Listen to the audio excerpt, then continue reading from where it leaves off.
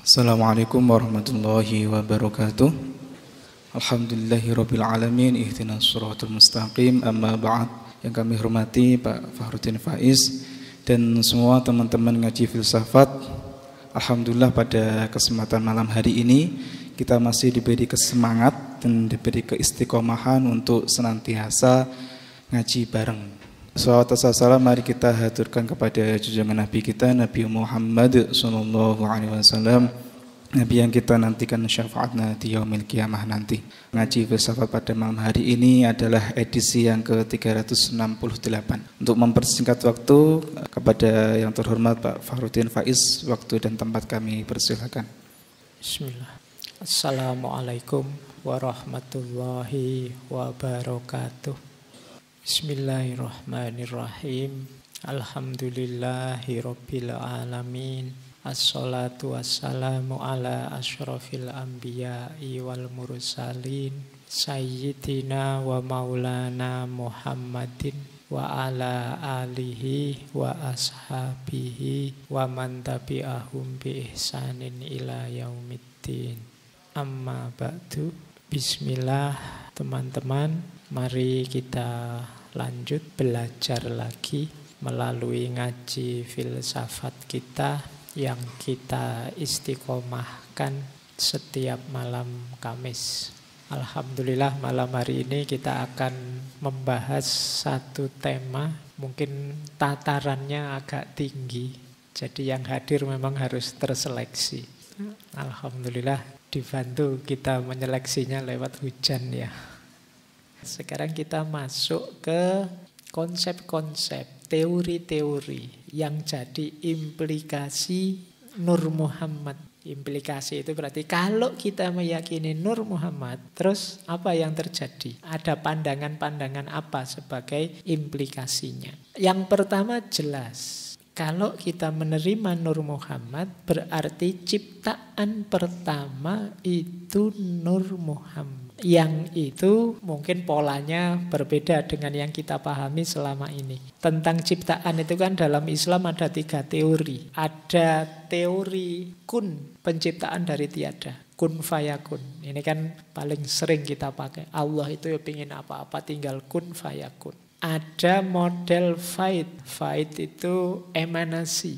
Emanasi itu pelimpahan. Faid itu dalam bahasa Persia itu kadang nulisnya faiz. Jadi pelimpahan. Emanasi itu logika sederhananya makhluk itu tercipta dengan cara melimpah. Kalau kun fayakun kan kayak sulapan. Abrakadabra ada, terus kun fayakun. Apa saja terus yang diinginkan Allah hadir ada. Kalau melimpah itu, karena ini para filosof biasanya, tidak mungkin ada sesuatu tercipta tanpa ada bahan dulu sebelumnya. Pasti ada bahannya. Kalau begitu ciptaan itu juga apapun itu ada bahannya. Nah kalau ciptaan paling awal sebelum ada apa-apa, bahannya apa terusan? Karena tidak ada apapun, ya tentu saja yang ada hanya Allah saja. Berarti ya bahannya ya Allah itu. Berarti apa? Melimpah dari dirinya Allah. Jadi ciptaan itu ya sumbernya Allah juga. Makanya ciptaan itu berjenjang. Kenapa? Ya kalau sumbernya Allah kan tidak mungkin termasuk yang jelek-jelek juga sumbernya Allah. Yang levelnya bawah seperti materi kan tidak mungkin. Berarti apa? Ya nanti berjenjang. Limpahan pertama, limpahan kedua, limpahan ketiga, dan seterusnya. Termasuk pandangan Nur Muhammad ini. Berarti kalau pakai emanasi, ya limpahan pertamanya Allah itu Nur Muhammad. Dia paling sempurna, kenapa? Dia paling dekat dengan Allah. Makhluk selanjutnya yang melimpah dari Nur Muhammad tadi. Nah ini kalau kita pakai teori emanasi. Kalau pakai teori kun fayakun, ya berarti kun fayakunnya Allah itu Nur Muhammad. Selanjutnya kun fayakunnya melalui Nur Muhammad itu. Segala potensi kehidupan, segala potensi makhluk ada dalam diri Nur Muhammad. Itu pun hasil kun fayakunnya Allah. Ada yang ketiga namanya tajalli. Kalau ini terkenal di para sufi. Tajalli itu adanya makhluk karena asmanya Allah. Allah ingin memanifestasikan dirinya. Nah ini gaya ketiga. Banyak kalau teman-teman baca tasawuf itu kan ya manifestasi tajallinya Allah. Makhluk apapun itu dalam dirinya ada unsur ilahiyahnya. Ini gaya sufistik. Jadi dalam Islam ada 3 perspektif ini tentang penciptaan makhluk, penciptaan alam semesta. Ada gaya kun, ada gaya faith, ada gaya tajalli. Ini di berbagai ngaji filsafat. Kalau kalian jeli beberapa kumpulan pandangan ini ada. Berarti apa? Ya ada sedikit pergeseran ketika orang menerima Nur Muhammad tadi. Kalau selama ini orang kun itu rasanya kayak Allah itu sibuk sekali. Kun ini, kun itu. Terus kan kun terus. Alam semesta ini banyak. Tapi begitu ada Nur Muhammad, enggak. Kunnya Allah yang pertama ya Nur Muhammad itu. Nanti segalanya muncul dari sana. Ada lagi versi faith. Kalau faith itu ya limpahan Allah yang pertama, ya karakter Nur Muhammad tadi. Dan alam semesta melimpah selanjutnya dari situ. Kalau tajalli, ya tajallinya Allah yang paling utuh, paling sempurna, mendekati sifat-sifat dan asmanya Allah ya Nur Muhammad. Yang dari tajalli dalam Nur Muhammad inilah muncul makhluk-makhluk yang lain. Baik, ini implikasi pertama, pandangan tentang penciptaan. Implikasi kedua, kalau ini gambar hubungan tentang Allah dan ciptaannya. Yang pertama model, kalau dalam ilmu tasawuf atau mistisisme yang bulat besar itu model namanya panteistik. Kalau yang kanan, yang bulat kecil-kecil itu namanya model namanya panenteistik. Ini kalau dalam filsafat agama. Panteistik itu Allah meliputi segala sesuatu. Tuhan ada dalam segala sesuatu. Nah, gambarnya seperti itu. Jadi mungkin mudahnya ya. Kalau dalam Al-Quran ada ayat wallahu bikulli syai'im muhit. Allah itu meliputi segala sesuatu. Meliputi itu kan sekeliling kita ini ya ilahiyah semua. Meliputi kayak misalnya ada satu barang di tangan saya terus saya genggam. Itu kan barang ini diliputi oleh tangan saya. Jadi alam semesta itu diliputi oleh Allah. Kalau bahasanya Al-Quran ya Allahu bikulli syai'im muhit. Berarti makhluk-makhluk itu berada dalam Allah. Nah, ketika pandangan Nur Muhammad masuk, tidak langsung Allah, tapi yang bersentuhan langsung dengan makhluk itu Nur Muhammad. Maka gambar yang putih itu Nur Muhammad, yang kuning itu Allah. Jadi ini coraknya berbau panteistik. Yang ada di pikirannya Al-Hallaj itu yang kiri. Jadi makhluk itu ya Allah karena dia berada dalam satu entitas. Ada yang kanan. Yang ini mungkin Abdul Karim Jili tadi dan Ibnu Arabi. Dalam diri setiap makhluk ada unsur ilahiyahnya. Cuma bukan Allah langsung, tapi melalui Nur Muhammad. Jadi berarti apa? Yang saya bilang tadi wa nafakha fihi min ruhi itu sebenarnya yang disebut cahaya ruh dalam diri kita itu ya Nur Muhammad itu. Ya memang dia manifestasi tajallinya Allah yang paling dekat dengan Allah. Kalau kita kebingungan melacaknya, ikuti saja manifestasinya Nur Muhammad yang utuh, yaitu Nabi Muhammad. Nah, ini pandangan tentang hubungan antara Allah dan ciptaan. Paling tidak kalian bisa menangkap itu ya. Jadi hubungan kita dengan Allah itu gambarnya kayak gimana sih? Coba kamu balik. Banyak orang gambarnya ya terpisah sama sekali. Allah di sana, aku di sini. Tapi ada juga yang gaya bulat besar itu, ada juga yang gaya bulat kecil-kecil. Kita lanjutkan. Nanti ada pula pandangan tentang alam semesta. Termasuk ini alam ini dalam tanda petik ya. Ini kalau dalam dunia tasawuf yang disebut alam itu sebenarnya analogis tentang keberadaan atau wujud. Implikasi dari Nur Muhammad tadi ya muncul banyak pandangan. Dan ini banyak sufi-sufi Nusantara juga memegangi pandangan Nur Muhammad ini. Sehingga muncul banyak pandangan termasuk tentang alam. Ada martabat 5, ada martabat 7 dan lain sebagainya. Itu implikasi dari Nur Muhammad. Dalam dunia tasawuf, alam itu ada 6 level. Ini saya ambil salah satu teori saja untuk memudahkan kita membaca tentang semesta-semesta, tentang wujud. Ada yang paling eksklusif, namanya alam hahud. Kalau di Inggris kan mungkin hines, tentang kediaan. Ini alam paling tidak mungkin dijangkau, yaitu yang berhubungan dengan zatnya Allah.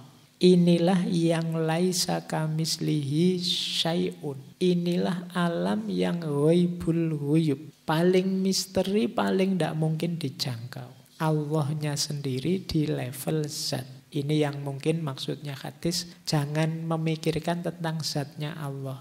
Larangan ini bukan untuk mengekang kebebasanmu, tapi sebenarnya karena menyayangimu, biar kamu tidak buang waktu sia-sia. Tidak akan nyampe.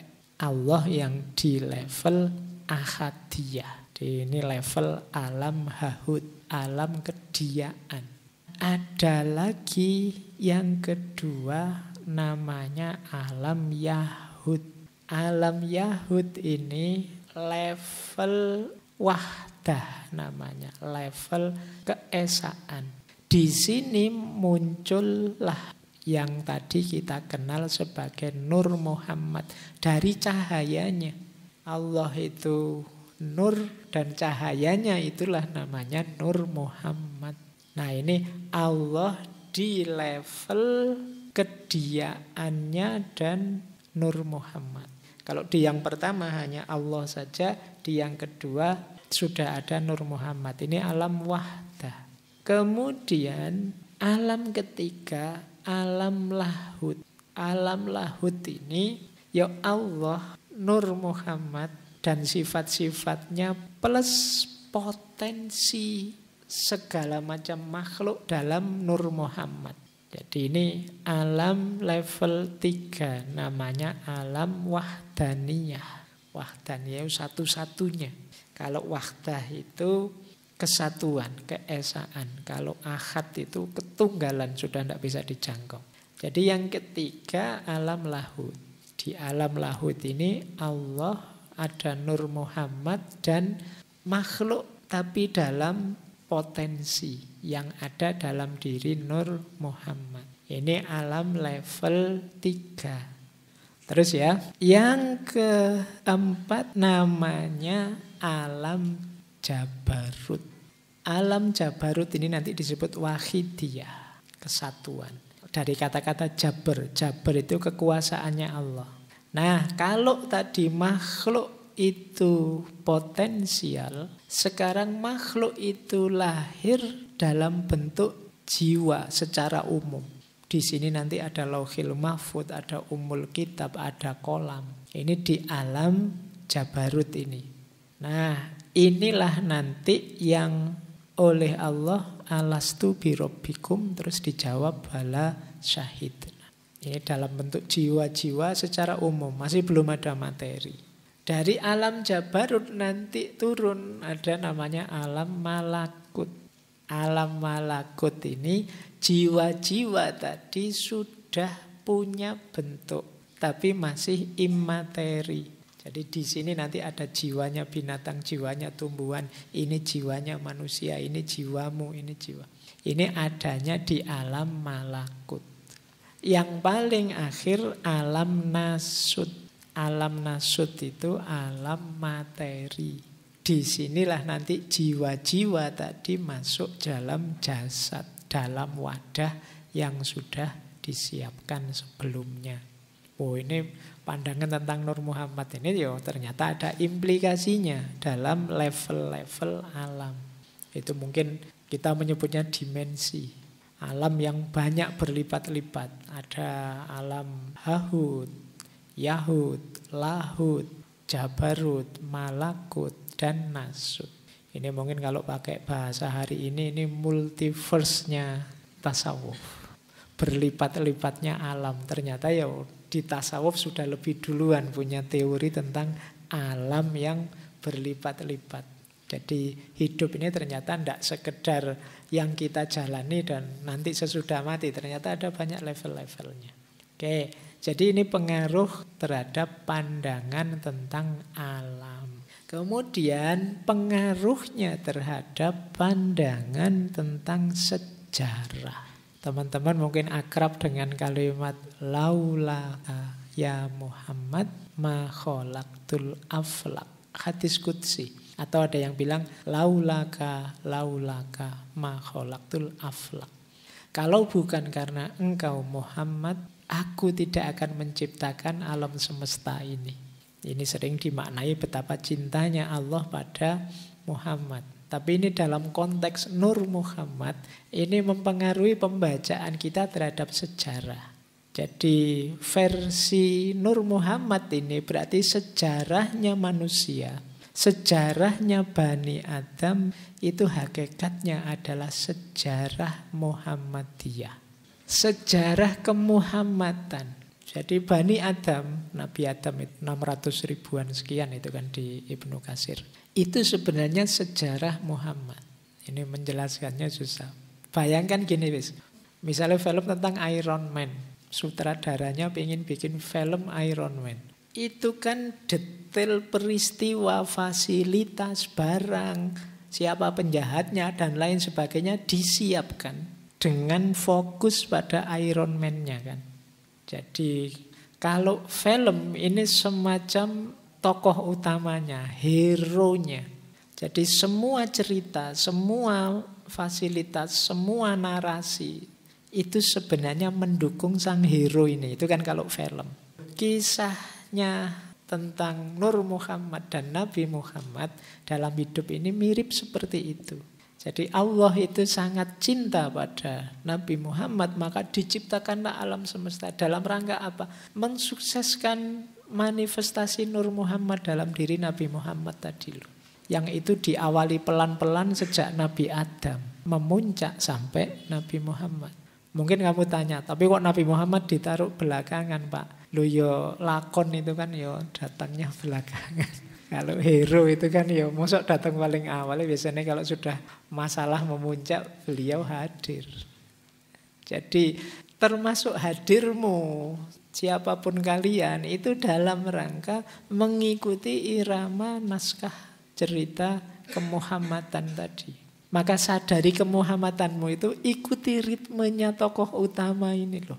Karena dialah yang jadi fokusnya Tuhan. Dia yang paling dicintai, yang dibuatkan cerita. Mudahnya begitu. Biar kelihatan betapa sempurnanya Nur Muhammad dalam diri Nabi Muhammad, ya segala narasi, segala cerita disesuaikan. Yang cerita awal diawali sejak Nabi Adam dengan segala dinamikanya nabi-nabi selanjutnya sampai 124 ribu seperti kemarin. Dan puncaknya, hero-nya dalam tanda petik ya tokoh utamanya muncul pada diri Nabi Muhammad. Jadi cerita hidup kita, cerita hidupnya Bani Adam itu hakikatnya adalah cerita tentang Muhammad. Oleh karena itu, eman-eman kalau kalian lupa dengan beliau ini. Ini tokoh utamanya di sini. Bahkan innallaha wa malaikatahu yusholluna 'alan nabi. Memberi sholawat. Memang fokus perhatiannya selalu beliau, tokoh utamanya. Kayak kalian nonton film itu kan nunggu tokoh utamanya muncul. Kalau pas perang ya nunggu tokoh utamanya menang. Jadi polanya seperti itu. Jadi kita membaca sejarah itu berarti ya sejarah kemuhammadan. Karena laulaka ya Muhammad ma khalaqtul aflaq. Berarti saya itu tidak penting ya Pak. Kalau kamu ingin dianggap penting, ikuti iramanya Nabi Muhammad. Teladani dia, maka kamu akan jadi orang penting di depan Allah. Karena kehadiranmu hakikatnya dalam rangka perwujudan cintanya Allah pada Nabi Muhammad. Kita lanjut, satu lagi implikasi pemahaman dari Nur Muhammad tadi. Dari pandangan tentang nur tadi, berarti cahaya itu ada spektrumnya, ada tingkatannya. Ada cahaya yang hakiki, Ada cahaya imateri, ada cahaya materi. Cahaya yang paling bawah misalnya, cahaya materi. Materi itu berarti yang fisik. Fisik yang mengikuti ritme cahaya. Misalnya kebaikan. Kebaikanmu sedekah. Ketika kalian sedekah misalnya memberi uang fakir miskin. Ini kan jenis aktivitas cahaya. Cuma sifatnya materi. Kelihatan. Di balik kalian bersedekah materi ini, di balik itu ada cahaya imateri, yaitu cahaya jiwamu, namanya sifat dermawan. Sifat dermawan ini sebenarnya di balik itu ada bentuk paling ideal dari sifat dermawan misalnya, yaitu ketika kalian bisa dermawan sekaligus ikhlas, tidak mengharap apa-apa selain Allah saja. Karakter puncak kedermawanan semacam ini itu karakternya Nur Muhammad. Dari mana sumbernya karakter puncak Nur Muhammad semacam ini? Dari cahaya yang hakiki, yaitu Allah.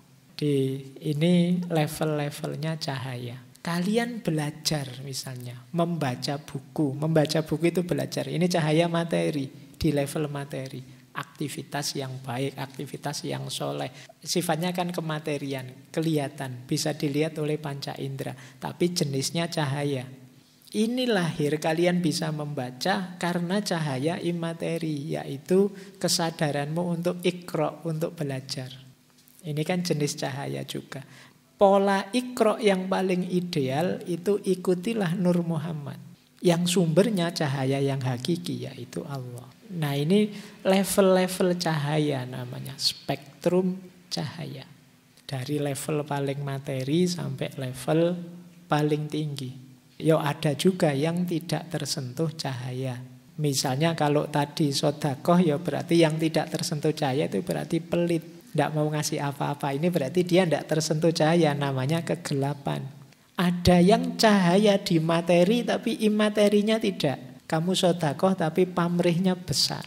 Ada yang imaterinya bercahaya tapi belum memuncak. Tidak sampai level Nur Muhammad yang sempurna. Ya kayak kita, wah saya bukan nabi ya Pak, tidak bisa seikhlas itu misalnya ya. Tapi itu tetap cahaya meskipun belum puncak.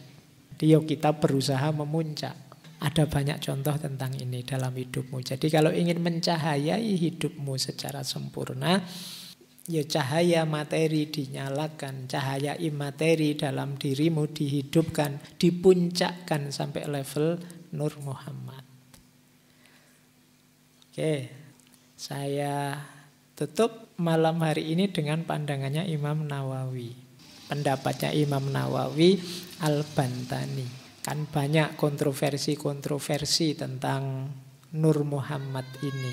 Kata Imam Nawawi, kalau ada orang kok rewel, tidak mau menerima konsep ini, ya tidak apa-apa. Tapi kata beliau, konsep Nur Muhammad itu kan tidak sulit sebenarnya dipahami. Karena dia statusnya adalah makhluknya Allah, bukan Allah. Dia itu ciptaannya Allah. Yang pertama, sebelum menciptakan makhluk lainnya. Keimanan kita, kata Syekh Imam Nawawi Al-Bantani, kepercayaan kelompok Ahlus Sunnah wal Jamaah tidak akan cacat, ternoda, terkontaminasi atau sesat hanya karena mempercayai konsep Nur Muhammad. Kepercayaan kepada Nur Muhammad tidak membuat kita jatuh pada lubang tasbih atau musyrik, menyerupakan Tuhan atau menyatukan Allah dengan Nur Muhammad. Nur Muhammad ini statusnya makhluk, tidak sama dengan Allah. Hanya saja makhluk yang paling utama, yang paling mulia, yang paling penting di hadapan Allah. Dan itu kan hak prerogatifnya Allah untuk menciptakan makhluk yang paling awal siapa dan apa. Nah ini komentarnya Imam Nawawi Al-Bantani. Itu kitabnya sudah saya tulis, silakan dicari. Judulnya Madarijus Su'ud ila Iksa'il Burud. Isinya mensyarah Barzanji.